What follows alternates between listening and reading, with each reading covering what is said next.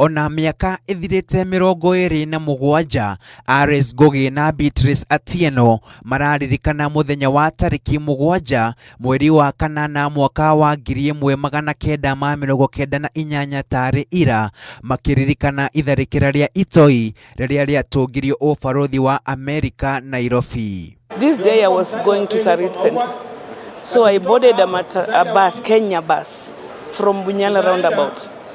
We came, but because of the traffic lights here, the bus stopped there. Thabarĩ Cooperative House working with Teacher Service Commission. All of a sudden, there was dust.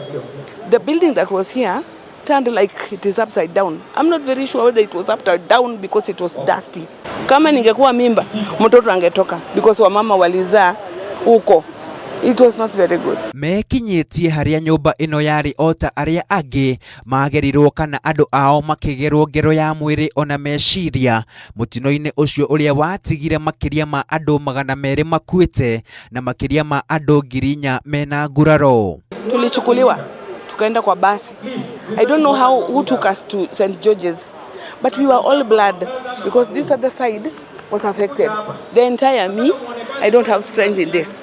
I don't have strength in this because people stepped on me.